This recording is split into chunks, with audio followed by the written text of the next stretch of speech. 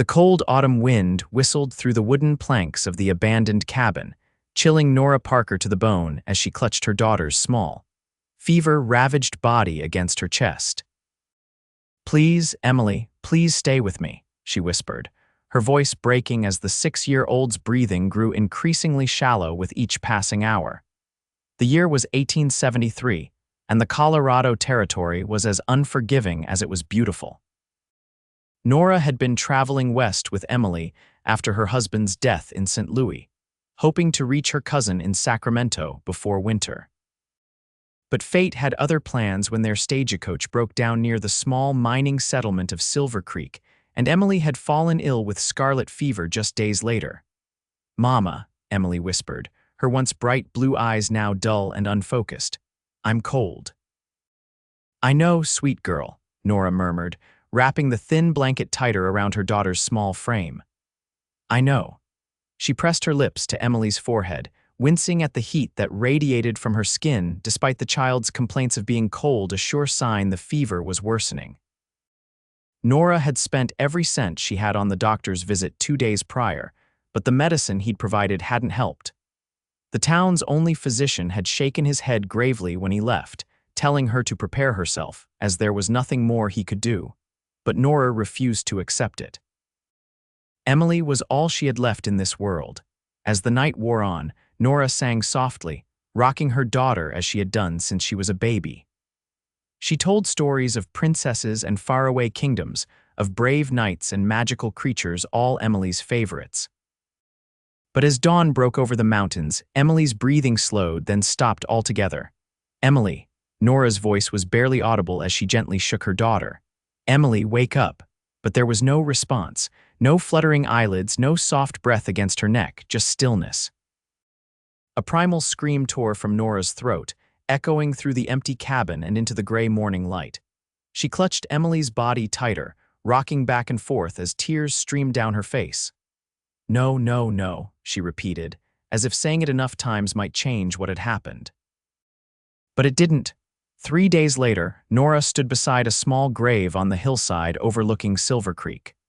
The preacher had said his piece and left, along with the few townspeople who had attended out of curiosity or pity. She remained alone, staring at the wooden cross bearing her daughter's name, her body numb with grief. She had no money, no family nearby, and now, no reason to continue her journey west. The local hotel owner had allowed her to stay on credit for the funeral, but his charity wouldn't extend much further. She would need to find work soon or face being turned out with nowhere to go. As the sun began to set, casting long shadows across the cemetery, Nora finally turned to leave. That's when she noticed a tall figure standing a respectful distance away, hat in hand. She recognized him vaguely as one of the men who had helped dig Emily's grave, though they hadn't spoken. "Madam," he said, his voice deep and gentle, "I don't mean to intrude on your grief." Nora wiped her tears with the back of her hand. "You're not intruding. The service is over." "I know that, madam. He took a step forward, revealing a weathered face with kind eyes and a strong jaw partially hidden beneath a neatly trimmed beard. "My name is Russell Hayes. I own a cattle ranch about 5 miles outside of town. I heard you might be looking for employment." Nora regarded him suspiciously. She had heard stories of women in desperate situations being taken advantage of by unscrupulous men. "What sort of employment?" "My housekeeper left 2 months ago to get married. I need someone to cook and clean. It's a big house for just me, and I'm not much good at either task." He paused, seeming to sense her wariness. "You'd have your own room, of course, separate from the main house, and I can pay you fair wages." "Why me? You don't know anything about me." Russell Hayes shifted uncomfortably. "I know loss when I see it, madam, and I know what it's like to need a new start." He gestured to the grave. "The preacher said you were headed to California before this happened." Nora's throat tightened. What choice did she have? She couldn't stay at the hotel much longer, and the idea of continuing to Sacramento alone held no appeal anymore. "I can cook," she said finally, "and I'm good with a needle and thread." Relief crossed his face. "That's good to hear." "I've torn more shirts than I care to admit." He extended his hand, then seemed to think better of it and dropped it back to his side. I can come by tomorrow morning with the wagon, if that suits you. Nora nodded slowly. That would be fine, Mr. Hayes. As he turned to go, she called after him. Mr. Hayes, why would you help a stranger? He looked back, his expression solemn. Because someone once did the same for me, madam, and in my experience, there aren't many burdens that can't be lightened when they're shared. With that, he placed his hat back on his head and walked away, leaving Nora to wonder if she had just made a terrible mistake or found her salvation. The following morning came too quickly. Nora had barely slept, her mind tormented by dreams of Emily calling for her, reaching out with small hands that Nora could never quite grasp. She packed her meager belongings into the single trunk she owned and settled her bill with the hotel owner, who seemed relieved to see her go. Russell Hayes arrived precisely when he said he would, driving a sturdy wagon pulled by two well-kept horses. He helped load her trunk and offered his hand to assist her onto the bench seat, maintaining a respectful distance once she was settled. As they left Silver Creek behind, Nora gazed back at the hillside cemetery one last time, her heart breaking anew at the thought of leaving Emily behind. Could we? Her voice caught. Could we stop at the cemetery before we go? Russell nodded without hesitation, turning the wagon toward the hill. Of course. He waited in the wagon while Nora made her way to Emily's grave. She knelt beside the fresh mound of earth, placing a small wooden doll, Emily's favorite, at the base of the cross. I'll come back, she promised in a whisper. I won't forget you, my sweet girl. She pressed her fingers to her lips, then to the cross, before turning away with tears streaming down her face. Russell said nothing when she returned to the wagon, simply offering a clean handkerchief, which she accepted gratefully. They traveled in silence for some time, the rhythm of the horses' hooves and the creaking of the wagon wheels the only sounds between them. I lost my wife and son to typhoid 7 years ago, Russell said suddenly, breaking the silence. Thomas was 4. Nora looked at him, surprised by the personal revelation. I'm not telling you this for sympathy, he continued, keeping his eyes on the road ahead. Just so you know that I understand something of what you're feeling, and that it gets, not better exactly, but different, more bearable with time. Does it? Nora asked, unable to imagine a time when the raw wound of Emily's loss would be anything but excruciating. Some days, he answered honestly. Some days it feels just as fresh as the day it happened, but those days come less frequently now. Nora appreciated his candor. There was no false comfort in his words, no empty platitudes about Emily being in a better place or God's mysterious ways. Just the simple acknowledgement of grief and the promise that it wouldn't always be as overwhelming as it was now. The Hayes Ranch came into view as they crested a small rise, a sprawling property with a large 2-story house, a barn, stables, and several outbuildings. Cattle grazed in the distance, and a small stream wound its way through the property. It was beautiful in a rugged way, with the mountains providing a majestic backdrop. It's not much, Russell said, misinterpreting her silence for disappointment, but it's home. It's lovely, Nora replied, and meant it. After weeks in a cramped hotel room, the open space and fresh air were welcome indeed. As they approached the house, a dog came bounding toward them, a large, shaggy beast with mismatched ears and an enthusiastic tail. It barked joyfully at Russell, who chuckled and called out, "Down, bandit! Mind your manners!" The dog obeyed, sitting at attention as the wagon pulled up to the house. 2 men emerged from the barn, nodding respectfully at Russell before turning curious eyes on Nora. That's Miguel and his son Diego, Russell explained. They help with the cattle and the heavier work around the ranch. Good men, both of them. He raised his hand in greeting, and the men returned the gesture before going back to their tasks. Russell helped Nora down from the wagon and carried her trunk to a small but tidy cabin about 50 yards from the main house. This was the original homestead, he explained, setting the trunk down. I had it fixed up for the last housekeeper. It's not fancy, but it's private. Nora stepped inside, taking in the simple furnishings: a bed, a small table with 2 chairs, a dresser, and a pot-bellied stove for heat.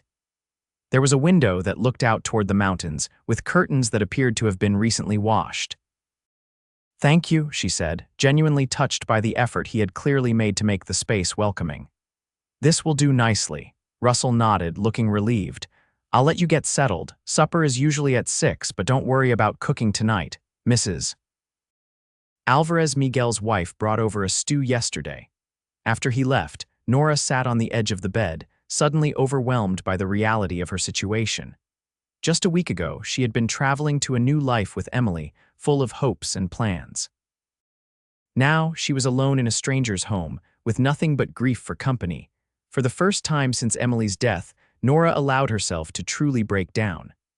She sobbed until her throat was raw and her eyes swollen, clutching Emily's blanket to her chest. Eventually, exhausted, she fell into a dreamless sleep, the first real rest she had gotten in days. She awoke to darkness and disorientation, momentarily forgetting where she was. As reality came rushing back, the familiar ache of loss settled in her chest. But alongside, it was something else, a gnawing hunger that reminded her she hadn't eaten since the morning. Lighting the lamp beside her bed, Nora splashed water on her face from the basin on the dresser and changed into a clean dress. She hesitated at the door, uncertain whether to go to the main house or wait to be called. In the end, hunger won out, and she made her way across the yard to the large house. A warm glow emanated from the windows, and as she approached, she could hear the low murmur of voices inside. She knocked tentatively, and the conversation ceased. Russell opened the door, looking surprised but pleased to see her. "Mrs. Parker, please come in. We were just about to eat." "I'm sorry I'm late," she said, stepping into the warmth of the house. "I fell asleep. No need to apologize." "You must have needed the rest." He led her to a dining room where a large pot of stew sat steaming on the table, alongside a loaf of bread. Miguel and Diego were already seated, along with a woman who must have been Mrs. Alvarez. "This is Nora Parker," Russell introduced her to the woman. "Mrs. Parker, this is Lucia Alvarez." Lucia, a plump, pleasant-faced woman in her 40s, smiled warmly. "Welcome, Senora. Please sit and eat." The meal was simple but delicious, and Nora found herself eating with more appetite than she had in days. The conversation flowed easily among the others, with occasional attempts to include her that she appreciated but couldn't quite reciprocate yet. Her grief was still too raw, her presence here too new and strange. After dinner, as Lucia and Diego cleared the dishes, Russell showed Nora around the main house, the kitchen where she would be preparing meals, the sitting room, the study, and the rooms upstairs that would need regular cleaning. The house was well built, but showed signs of neglect: dusty corners, curtains that needed mending, and a general air of a place that had been merely lived in, not truly cared for in a long time. "I know it's a lot," Russell said apologetically as they returned downstairs. "And I don't expect miracles overnight, just do what you can." "I'll start in the morning," Nora promised, feeling oddly grateful for the prospect of work to occupy her mind and hands. As she turned to leave, Russell called after her.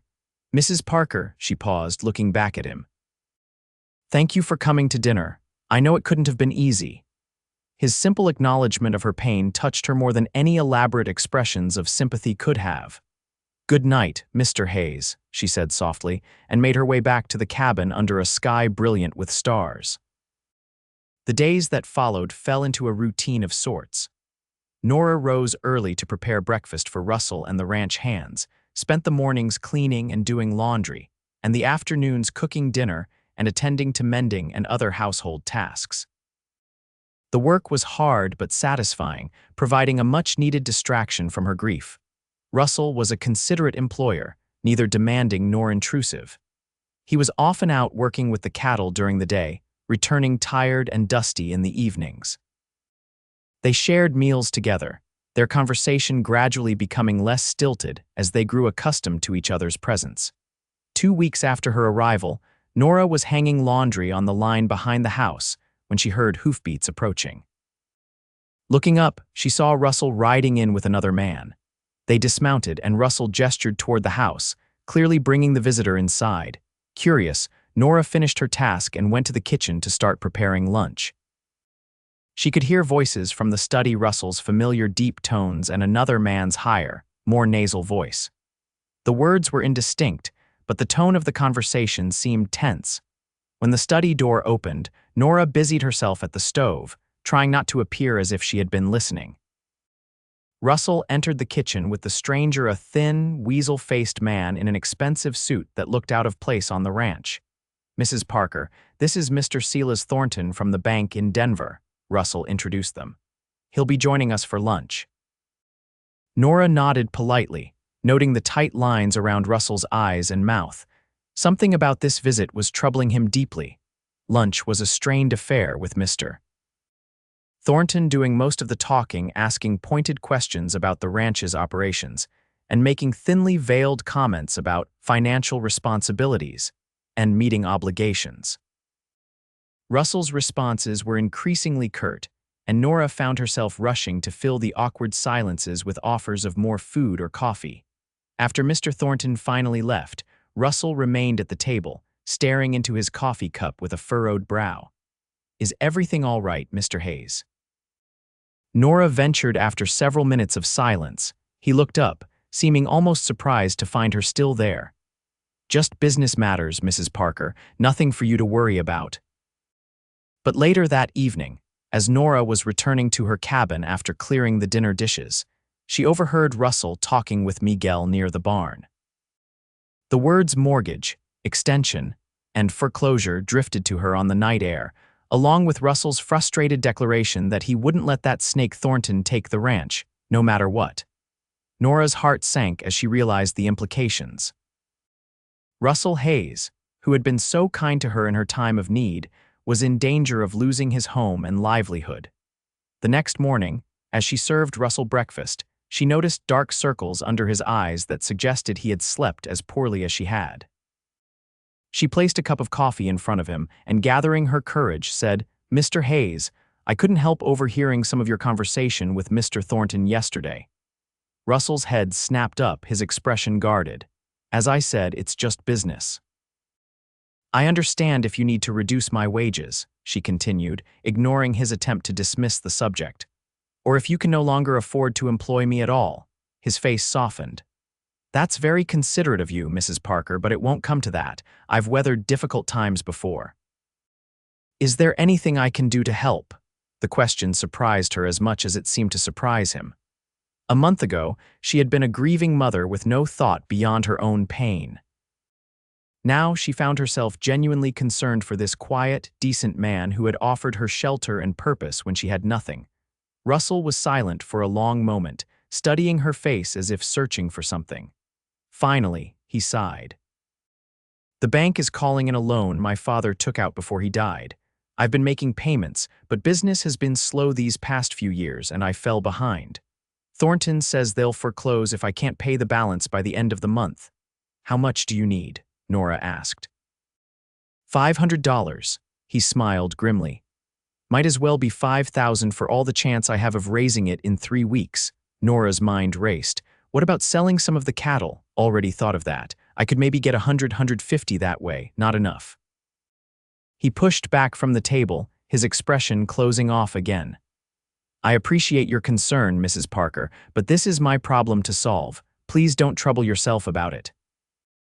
With that, he left for the day's work, leaving Nora staring after him with a growing determination to find a way to help the man who had helped her when she needed it most. Over the next few days, Nora observed Russell becoming increasingly withdrawn and tense. He spent long hours in the study with account books and papers spread before him, and she often heard him pacing in his room late into the night. One afternoon, while cleaning the study, she noticed a letter on the desk addressed to someone named Nathan Hayes in San Francisco.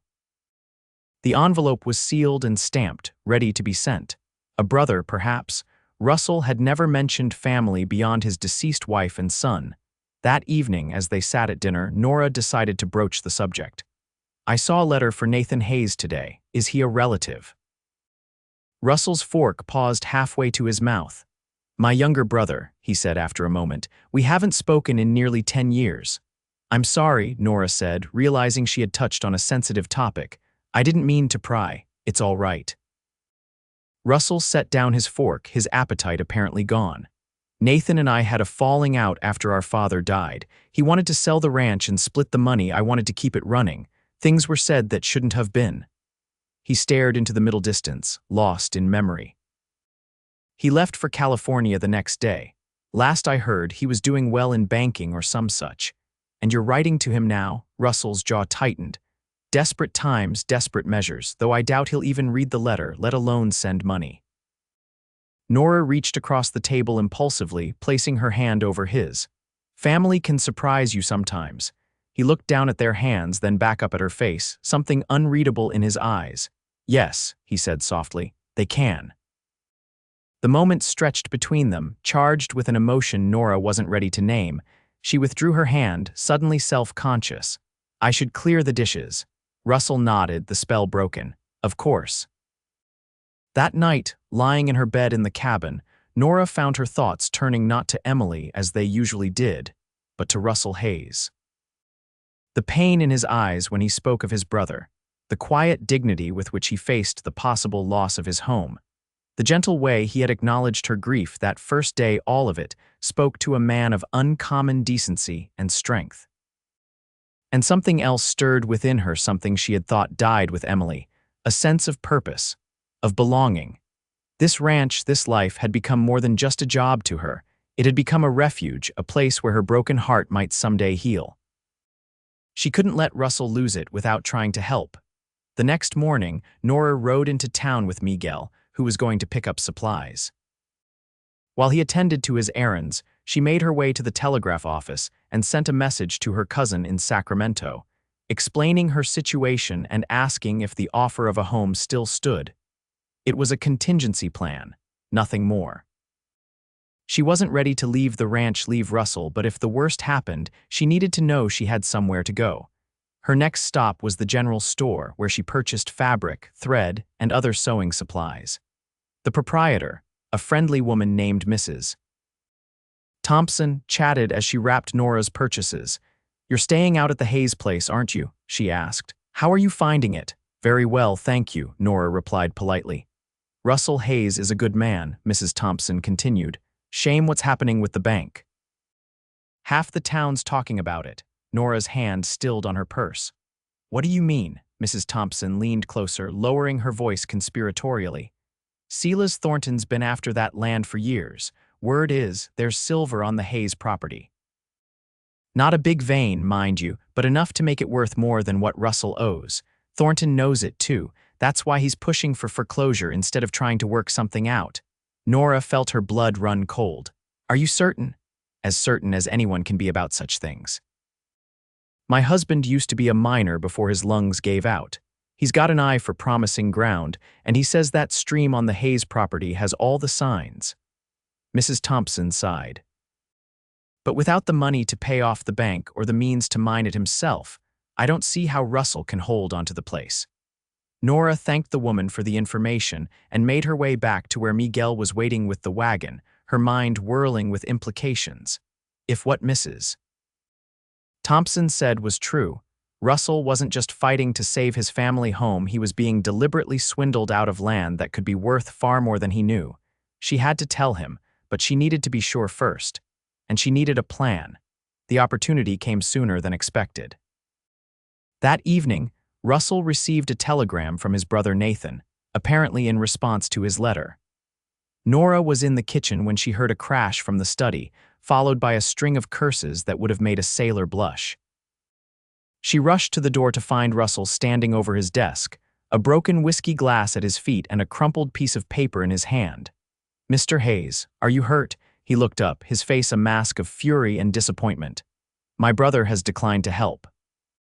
Says his money is tied up in investments, and he can't possibly spare $500 to save the family ranch." He laughed bitterly. "He did, however, offer to buy it from me for a fair price after the bank forecloses." "I'm so sorry," Nora said, stepping carefully around the broken glass to stand beside him. "But I heard something in town today that might be important." Russell listened intently as she relayed what Mrs. Thompson had told her about the possibility of silver on his land and Thornton's potential ulterior motives. When she finished, he was silent for a long moment, processing the information. "It would explain a lot," he said finally. Thornton's insistence on foreclosure rather than restructuring the loan, his sudden appearance after years of dealing with the local bank manager. He ran a hand through his hair. But even if it's true, it doesn't change the fact that I don't have the money to pay off the loan. What if you could prove there's silver on the property? Nora suggested. Surely that would make the land worth more, give you leverage to negotiate with other banks or even investors. Russell considered this. Maybe. But we'd need someone who knows what they're looking for, equipment for testing. He shook his head. And we'd need to find it and confirm it within the next 2 weeks.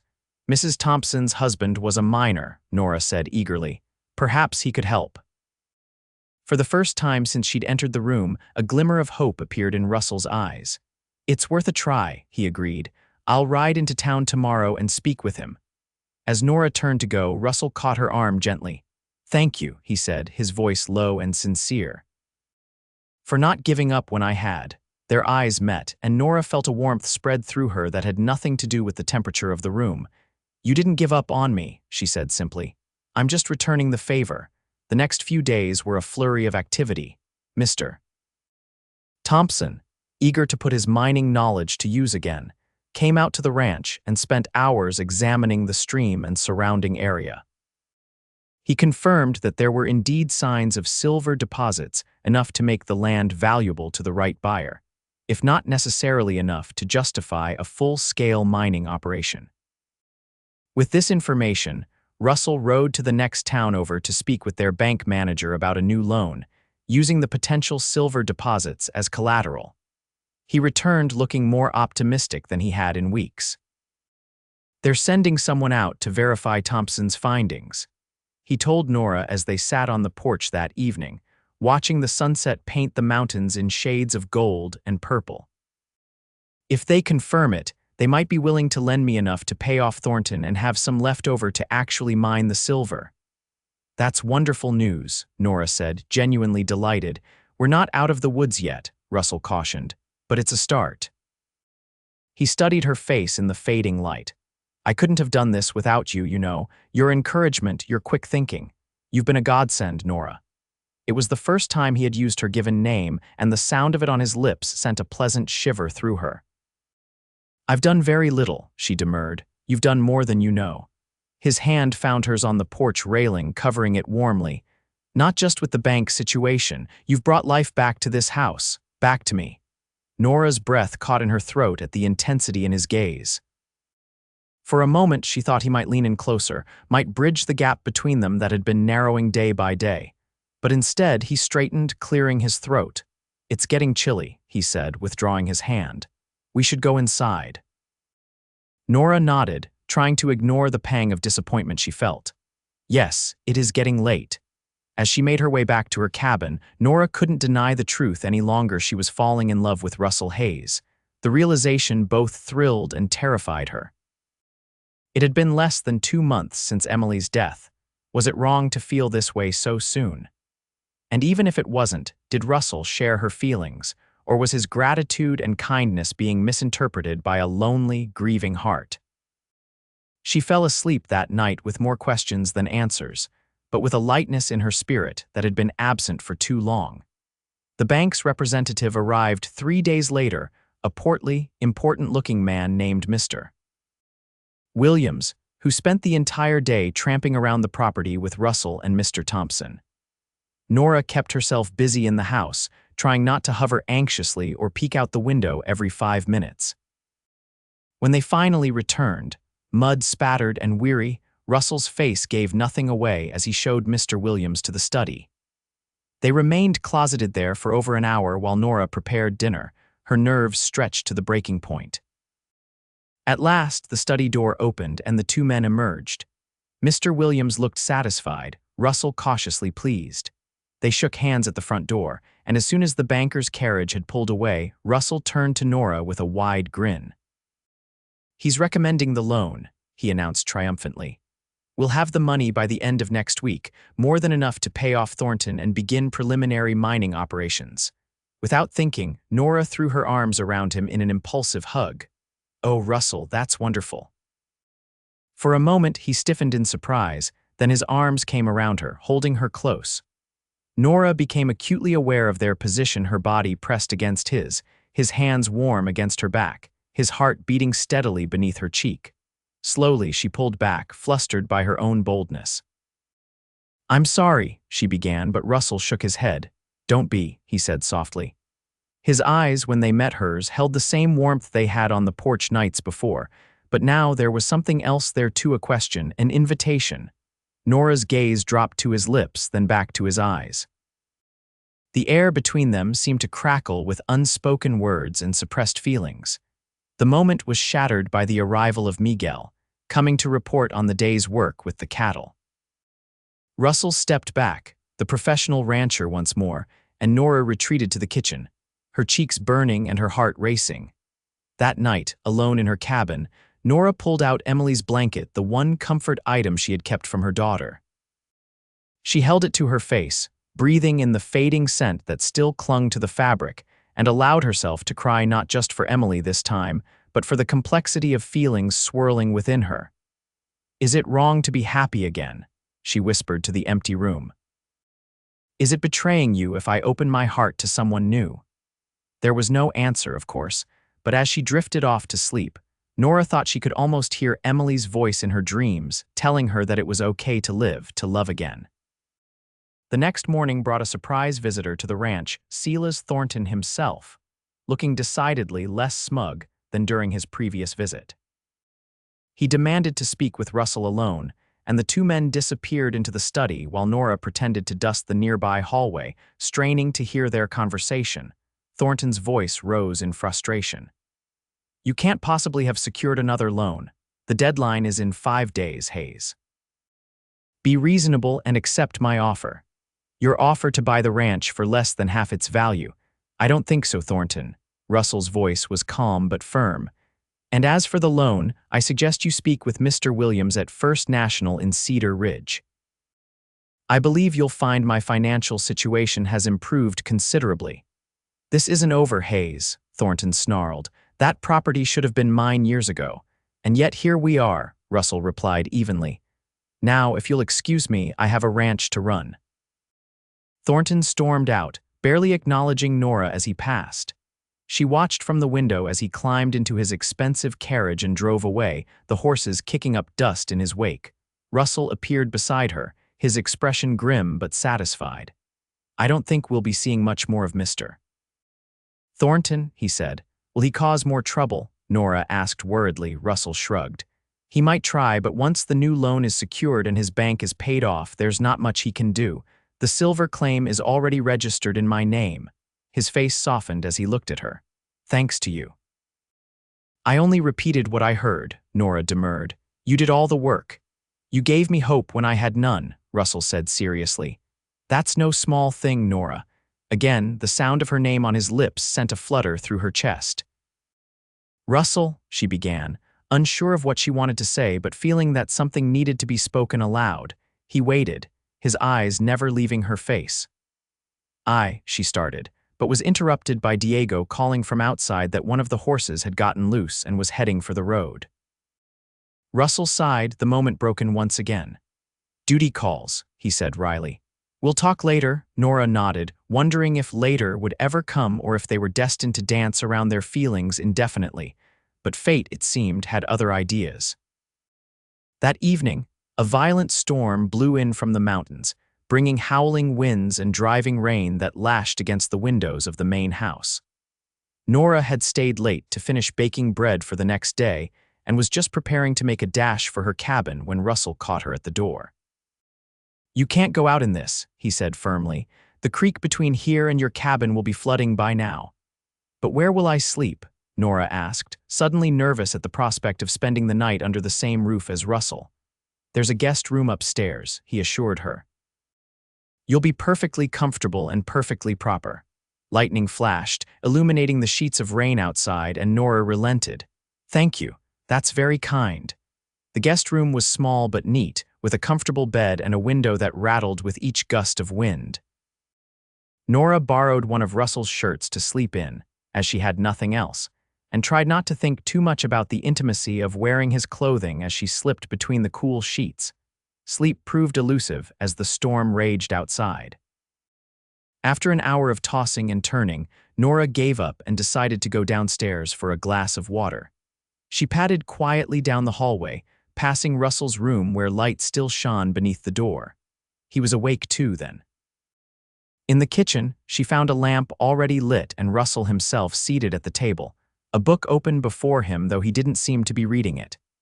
He looked up as she entered, his eyes widening slightly at the sight of her in his shirt, her hair loose around her shoulders. "I couldn't sleep," she explained unnecessarily.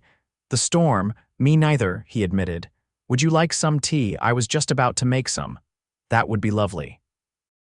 They moved around the kitchen in comfortable silence, Russell heating water on the stove while Nora found cups and the tin of tea leaves.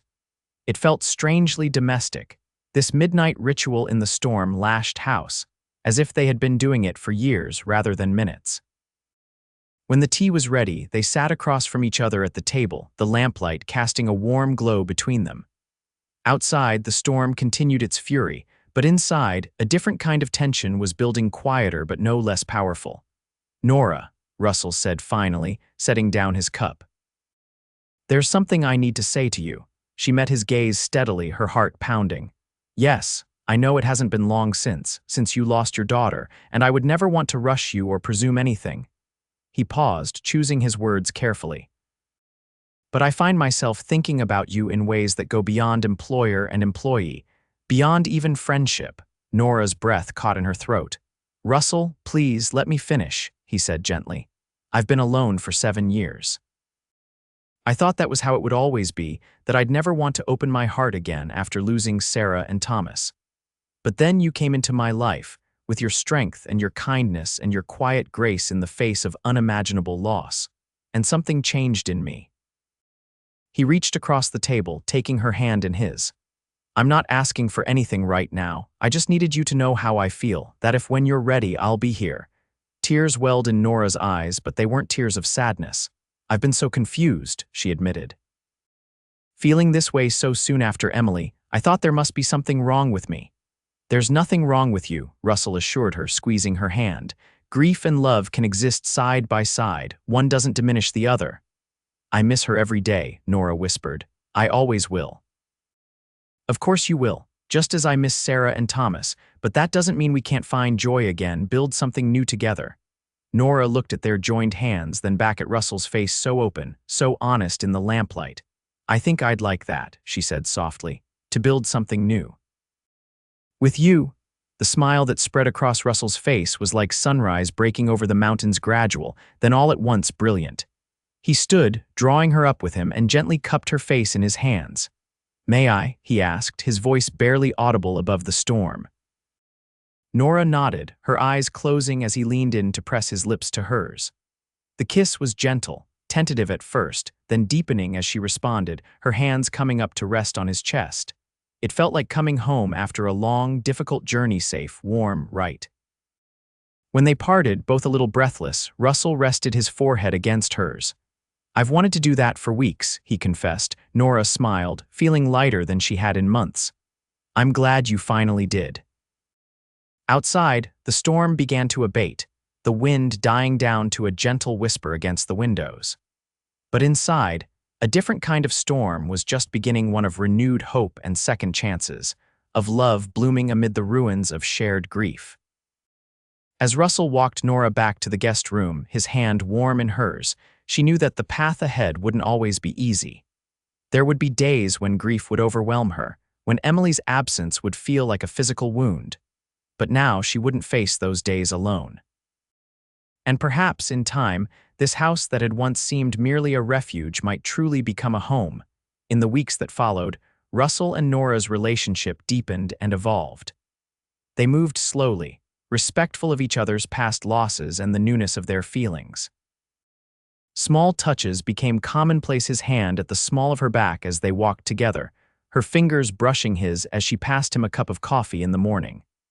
They talked long into the evenings, sharing stories of their previous lives, their hopes for the future.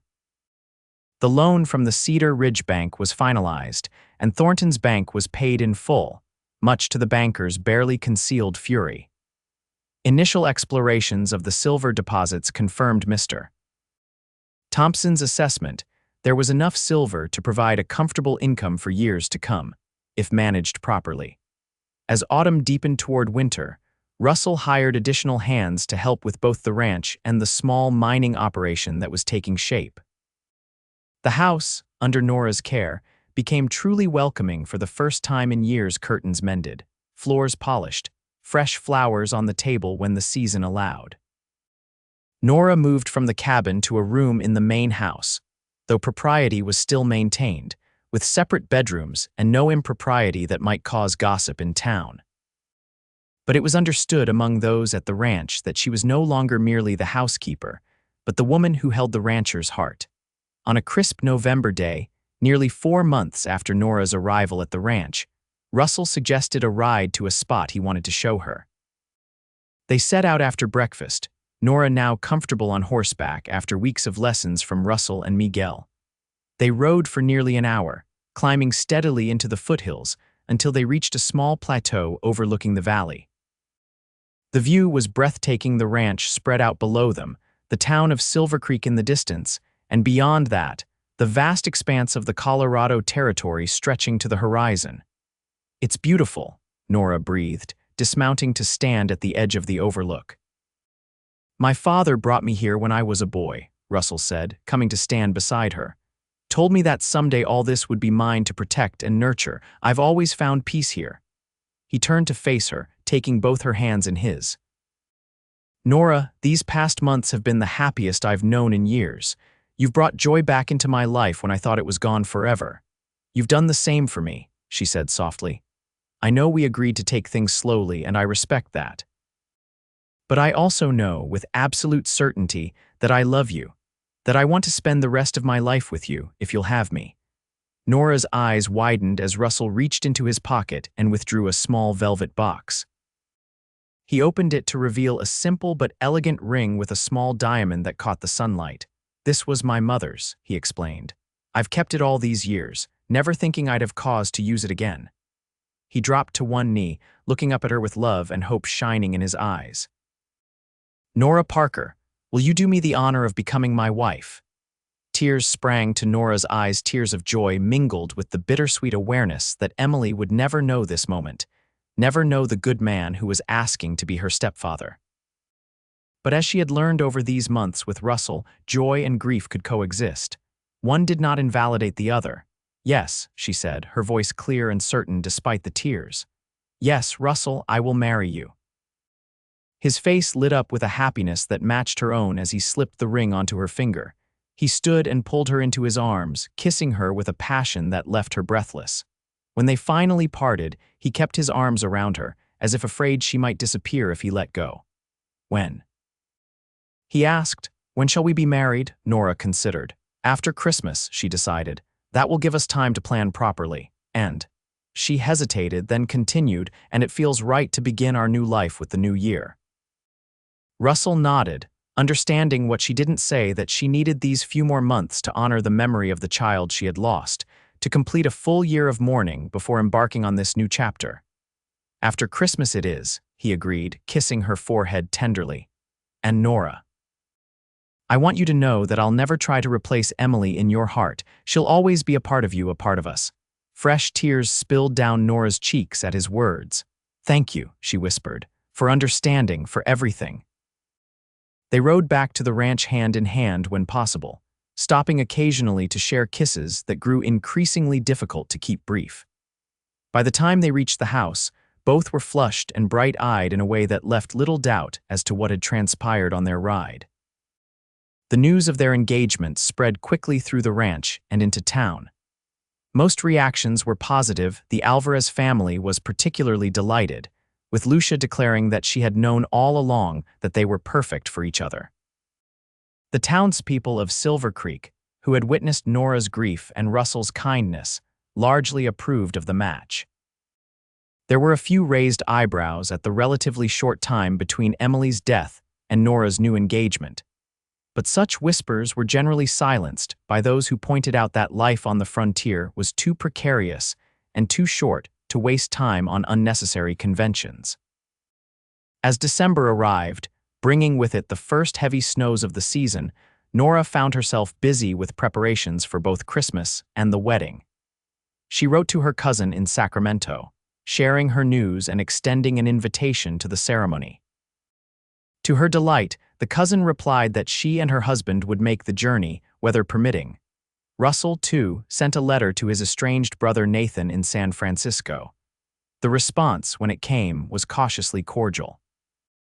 Nathan congratulated his brother on both the resolution of the bank situation and his upcoming marriage, and while he declined the invitation to the wedding due to pressing business matters, he did express a willingness to put the past behind them and resume some form of brotherly relationship. "It's a start," Russell said when he showed Nora the letter. "More than I expected, honestly. Christmas at the ranch was a joyous affair. The house was decorated with pine boughs and ribbons, and Nora baked for days, filling the kitchen with the scents of cinnamon, ginger, and molasses. On Christmas Eve, everyone gathered in the main house: the Alvarez family, the other ranch hands, and even Mr. and Mrs. Thompson from town. Gifts were exchanged, carols sung, and stories shared late into the night. As the guests began to depart, full of food and good cheer, Nora found herself standing with Russell before the fire, his arm around her waist. "Happy?" he asked, pressing a kiss to her temple. "Very," she assured him, leaning into his embrace, "though I can't help thinking of Emily. She loved Christmas so much. Tell me about her," Russell encouraged gently. "What was her favorite part?" Nora smiled at the memory. "The stockings.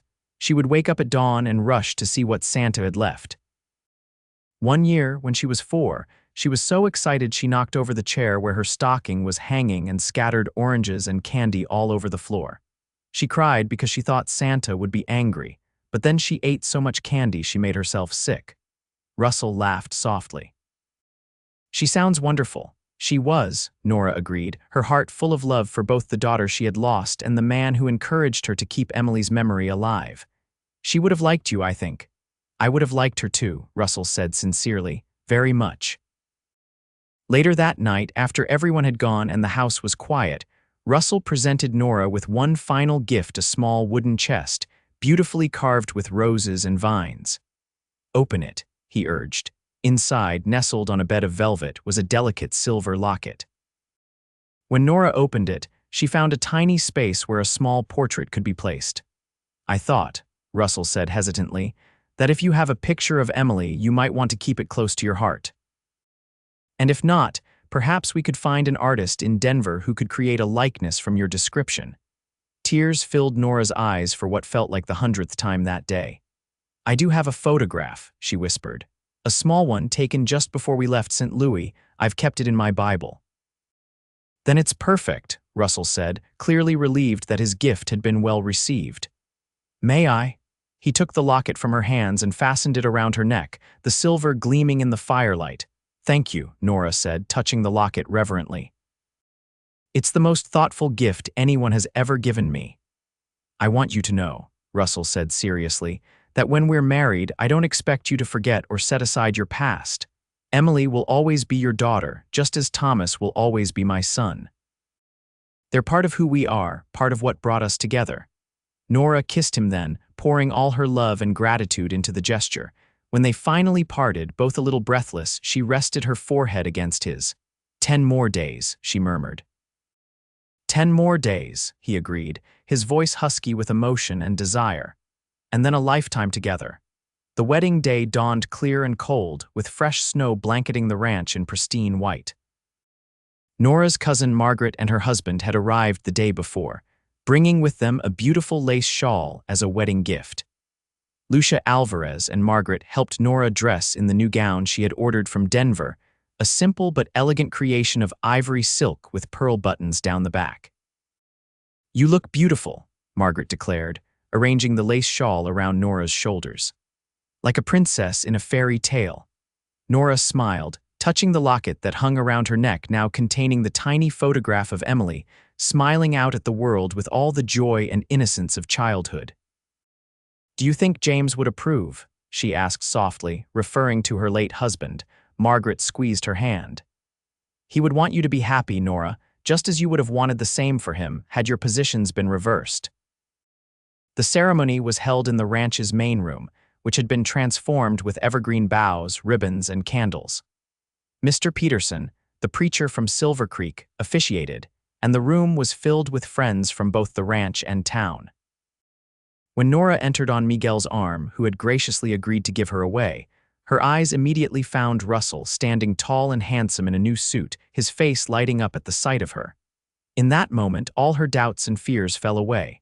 This was right. This was where she belonged. The vows were simple and heartfelt. They promised to love, honor, and cherish each other, to stand together through good times and bad, to build a life of meaning and purpose. When Russell slipped the gold band onto her finger to join his mother's engagement ring, Nora felt as if her heart might burst with happiness. "I now pronounce you husband and wife," Preacher Peterson declared, beaming at them. "Mr. Hayes, you may kiss your bride." Russell needed no second invitation. He gathered Nora into his arms and kissed her with such tenderness and passion that several of the ladies in attendance dabbed at their eyes with handkerchiefs. The celebration that followed was joyous and lively, with food and drink flowing freely, music provided by one of the ranch hands who played a fiddle, and dancing that continued well into the evening. Nora moved through it all in a happy daze, scarcely believing that this was her life now, surrounded by friends, married to a man she loved deeply, looking forward to a future bright with promise. As the party wound down and the guests began to depart, Russell drew Nora aside, his eyes dark with emotion and desire. "Ready to go home, Mrs. Hayes?" he asked, his voice low enough that only she could hear. The name, her new name, sent a thrill through her. "Yes," she replied simply. "I'm ready." They said their goodbyes, accepting final congratulations and well wishes, then slipped away to the main house, which would now truly be their shared home. Russell surprised her by sweeping her into his arms as they reached the porch, carrying her over the threshold with ease. "Welcome home," he murmured, setting her gently on her feet in the entryway. "I've been living here for months," Nora pointed out with a smile. "Yes, but now it's different, now it's ours." He cupped her face in his hands, his expression growing serious. "I love you, Nora Hayes. More than I ever thought possible to love again. And I love you," she whispered, rising on tiptoe to press her lips to his. "My husband." What followed was a night of discovery and passion, of tender moments and breathless desire. As they lay together in the darkness afterward, Nora's head pillowed on Russell's chest, she felt a peace that had eluded her since Emily's death. Not because her grief had vanished, it never would, not completely, but because she had found room in her heart for joy alongside it. "What are you thinking?" Russell asked, his fingers tracing lazy patterns on her bare shoulder. "That I'm happy," she answered honestly. "That somehow, out of all the tragedy and loss, we found each other, that Emily led me here in a way." Russell nodded, understanding. "I've thought the same about Thomas and Sarah, that perhaps they had a hand in bringing you to my door that day." They fell silent, contemplating the mysterious ways in which life unfolded, the interconnectedness of joy and sorrow, endings and beginnings. "Russell," Nora said after a while, her voice hesitant. I think someday I might like to have another child, not to replace Emily, never that, but to expand our family, to fill this house with laughter again." Russell's arms tightened around her. "I'd like that too," he said softly. "Very much."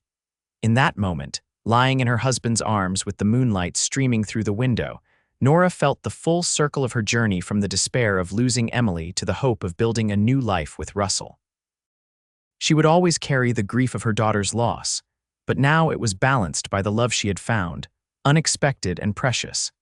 Outside, snow began to fall again, blanketing the world in pristine white, nature's way of covering the old and making way for the new.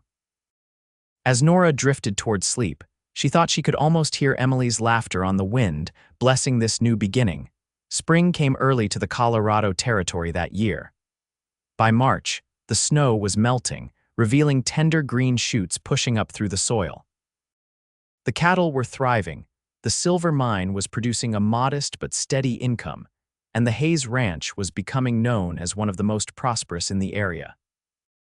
Nora, standing on the porch watching the sunset paint the mountains in gold and purple, felt a contentment she had never expected to know again. The past 6 months of marriage to Russell had been everything she could have hoped for: partnership, passion, understanding, and a deepening love that surprised her daily. She touched the slight swell of her abdomen, still barely noticeable beneath her dress. She hadn't told Russell yet, wanting to be certain before she shared the news that would change their lives once again. But after 2 missed monthly courses and morning sickness that had her rushing outside at dawn, she could no longer deny the truth she was with child. Part of her was terrified. The memory of losing Emily was still raw, the fear of experiencing such devastation again almost paralyzing. But alongside the fear was a growing excitement, a cautious hope that this new life represented not a replacement for what was lost, but an expansion of what was possible. The sound of hoofbeats announced Russell's return from checking the northern pasture. He dismounted with the easy grace she had come to admire, leading his horse to the stable before striding toward the house. His face lit up at the sight of her waiting on the porch, as it did every day no matter how briefly they had been separated. "Beautiful evening," he remarked, climbing the steps to stand beside her. He slipped an arm around her waist, pulling her close to drop a kiss on her forehead. "Though not as beautiful as my wife," Nora smiled, leaning into his embrace. "Flatterer, merely truthful," he countered with a grin. Then more seriously, "Are you feeling better? You barely touched your breakfast this morning." So he had noticed. Of course Russell noticed everything about her. "Actually," she said, turning to face him, "there's something I need to tell you." His expression grew concerned. "What is it? Are you unwell?" Nora took a deep breath, then placed his hand gently on her stomach. "Not unwell, just expecting." Russell's eyes widened as understanding dawned. "Expecting, you mean?" "A baby," she confirmed, watching his face carefully for his reaction. "In early autumn, I think." For a moment he seemed frozen, his hand warm against her through the fabric of her dress. Then slowly, a smile spread across his face, not just any smile, but the kind that starts in the eyes and transforms the entire countenance with joy. "A baby," he repeated, his voice filled with wonder. He dropped to his knees suddenly, pressing his face against her abdomen. "Hello in there, little one." Tears sprang to Nora's eyes at the tenderness of the gesture. "You're happy then?" Russell looked up at her, his own eyes suspiciously bright. "Happy doesn't begin to cover it," he said, rising to his feet and gathering her into his arms. "I'm ecstatic, overjoyed, blessed beyond measure." He paused, studying her face. "But what about you? Are you ready for this?" Nora appreciated the question, the understanding behind it. "I'm scared," she admitted. "Terrified, actually, but yes, I'm ready. I want this baby, our baby, so much." "We'll take every precaution," Russell promised, his hands cradling her face. "The best doctor, whatever you need. This time will be different, Nora." She nodded, knowing he couldn't actually promise that, but grateful for the sentiment nonetheless. "I know. And even with the fear, I'm happy too, Russell. So happy." They stood together on the porch as twilight deepened into night, holding each other close, sharing dreams and plans for their expanding family. The ranch house, once so empty and quiet, would soon echo with a child's laughter again, not replacing those who were lost, but honoring their memory by embracing the future with open hearts. As summer progressed, Nora's pregnancy became increasingly visible, her dresses let out to accommodate her growing belly. Russell was attentive to the point of hovering, much to her amused exasperation. He insisted she rest frequently, hired a local girl to help with the heavier housework, and made sure they had the best doctor in the territory visit regularly. "I'm pregnant, not made of glass," she reminded him one afternoon as he fussed over her, insisting she take the most comfortable chair on the porch. "Humor me," he replied, dropping a kiss on the top of her head. "It's my first time at this, you know." That simple statement, acknowledging that, while she had been through pregnancy and childbirth before, this was new territory for him, touched Nora deeply. It was one of the many ways Russell showed his respect for her past, his understanding that Emily would always be a part of her life, even as they built something new together. In late August, with the baby's arrival just weeks away, they received an unexpected visitor. Nora was arranging wildflowers in a vase when she heard the sound of a carriage approaching. Looking out the window, she saw an expensive-looking coach with a city driver pull up to the house. "Russell," she called, wondering if he was expecting someone. But her husband was as surprised as she was when he came in from the barn, wiping his hands on a cloth. The mystery was solved when the carriage door opened and a well-dressed man stepped out, a man with Russell's height and bearing, but leaner, with a more urbane air about him. "Nathan," Russell breathed, recognition and shock evident in his voice. Nora's eyes widened. Russell's estranged brother here. They had exchanged a few more letters since the wedding, but there had been no mention of a visit. Russell stepped forward as Nathan approached the house, the two men regarding each other warily for a moment before Nathan extended his hand. "Hello, Russell," he said, his voice similar to his brother's but with a slight Eastern accent that spoke of his years in California. "You're looking well." Russell shook the offered hand. "As are you. This is unexpected." "Yes, well." Nathan glanced at the house, then back at his brother. "I found myself with business in Denver and thought it might be time to see the old place again, and to meet your wife, of course." At this, Russell's expression softened slightly. "She's inside. Come in, please." Nora met them at the door, one hand resting on her prominent belly. Nathan's eyebrows rose in surprise, but he recovered quickly, offering a polite bow. "Mrs. Hayes, I presume?" "Nathan Hayes, at your service." "I see congratulations are in order." "Thank you," Nora said, extending her hand. "It's a pleasure to finally meet you. Russell has told me so much about you." "Has he?" Nathan's glance at his brother was skeptical. "All bad, I imagine." "Not at all," Nora assured him. "He speaks very highly of your intelligence and business acumen." This seemed to surprise both brothers equally. Russell cleared his throat. "Why don't we go inside? You must be tired after your journey." The next few hours were a study in cautious reconciliation. Over tea and the cookies Nora had baked that morning, the brothers navigated the choppy waters of their shared past, the argument after their father's death, the years of silence, the missed opportunities for connection. "I was wrong," Nathan admitted finally, setting down his cup. "About the ranch, about you. I thought you were being stubborn, clinging to the past, but seeing it now, what you've built here." He gestured to encompass not just the house but the thriving ranch beyond. "Father would be proud." Russell's face registered surprise, then a guarded pleasure. "Thank you, that means more than you might think." Nathan turned to Nora. "And finding happiness again after Sarah and Thomas, I'm glad for you, Russell, truly." A tentative peace was established, fragile but real. Nathan stayed for dinner, and as the evening progressed, Nora watched the brothers gradually relax in each other's company, finding common ground in shared memories and a genuine, if belated, interest in each other's lives. When Nathan finally took his leave, promising to return for a longer visit after the baby was born, Russell stood on the porch watching his brother's carriage disappear down the road, an expression of bemused wonder on his face. "Well," he said as Nora came to stand beside him, "that was unexpected." "A good unexpected, I hope," she said, slipping her arm through his. Russell nodded slowly. "I think so. It's strange, for years I thought I didn't need him in my life, that the breach between us was too wide to cross. But having him here, talking like brothers again, it felt right." "Family has a way of finding its way back together," Nora observed, thinking of her own cousin's visit for the wedding, how it had healed some of the loneliness she had felt since leaving St. Louis. Russell placed his hand on her rounded belly, where their child was currently performing what felt like somersaults. "Yes," he agreed softly. "Family does."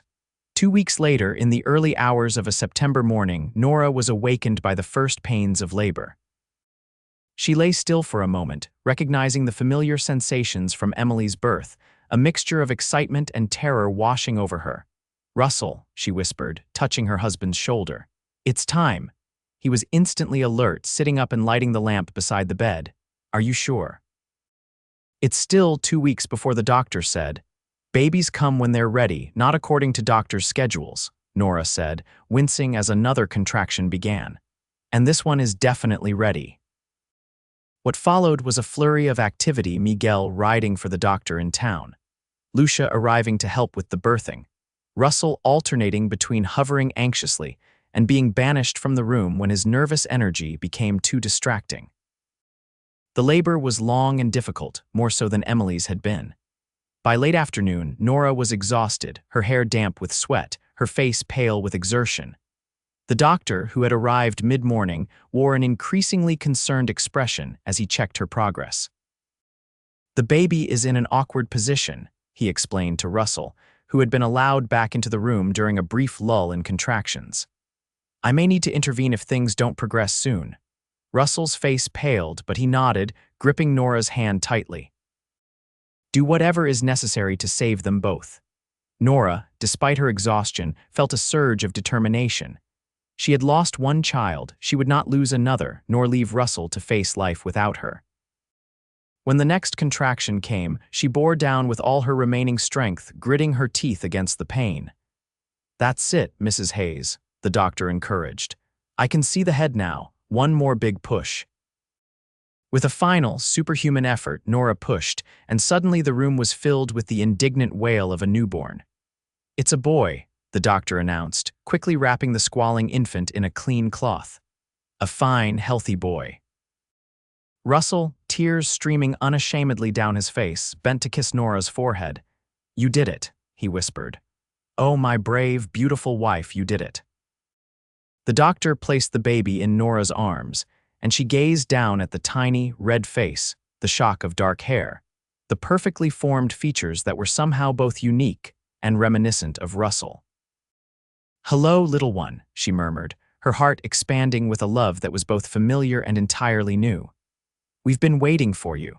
Russell perched on the edge of the bed, one arm around Nora's shoulders, the other hand gently touching his son's cheek. "He's perfect," he said, his voice thick with emotion. "What shall we name him?" Nora asked. Though they had discussed options during the long months of waiting, Russell looked at her, then at their son, his expression solemn. "I was thinking, what about James, after your first husband?" "To honor him and Emily's memory." Tears filled Nora's eyes at the unexpected suggestion. "James Thomas Hayes," she said, testing the name, "for both the fathers who came before." Russell nodded, clearly moved by her addition of his first son's name. "James Thomas it is." As the doctor and Lucia discreetly left the room, giving the new family privacy, Nora leaned against Russell's shoulder, their son cradled between them. In that moment, the circle seemed complete, past and present, grief and joy, loss and renewal, all woven together into the tapestry of their shared life. "I love you," Russell whispered, pressing a kiss to her temple. "Both of you so much." "And we love you," Nora replied, her heart full to bursting. She glanced at the bedside table where Emily's photograph sat in a small frame, her daughter's smiling face, now overlooking this new chapter of their lives. Not forgotten, never replaced, but joined now by new love, new hope, new possibilities. Outside, the September sun broke through the clouds, bathing the ranch in golden light, a benediction on the house where once a grieving woman had found shelter, then friendship, then love. Where a lonely man had opened his home, his table, and finally his heart. Where, together, they had built something beautiful from the ashes of their separate sorrows. And in the warm, safe circle of their arms, James Thomas Hayes slept peacefully, unaware of the journey that had brought his parents together, but already deeply loved the living embodiment of second chances and the healing power of love. As winter gave way to spring, and spring to summer, the Hayes Ranch flourished under the care of its expanded family. James, now approaching his first birthday, was a sturdy, cheerful boy with his father's dark hair and his mother's blue eyes. He toddled around the ranch house on increasingly steady legs, filling the once quiet rooms with laughter and childish babble. For Nora, watching him grow brought both joy and occasional pangs of bittersweet memory moments when she would catch herself wondering what Emily would have thought of her little brother, how she would have played with him, taught him, protected him. On those days, Russell would find her sometimes with tears in her eyes, holding both James and the locket that still contained Emily's photograph. She would have loved him, he would say simply, understanding without explanation what was in her heart. Yes, Nora would agree, she would have. And life would continue, the cattle to be tended, meals to be cooked, a child to be raised, a marriage to be nurtured. The rhythm of their days was punctuated by small joys and occasional challenges, but through it all, the bond between Nora and Russell deepened and strengthened. Nathan visited again, as promised, bringing expensive gifts for his nephew and stories of his life in San Francisco. The brothers' relationship, while never as close as it might have been had they not lost those years to estrangement, was nonetheless genuine and increasingly warm.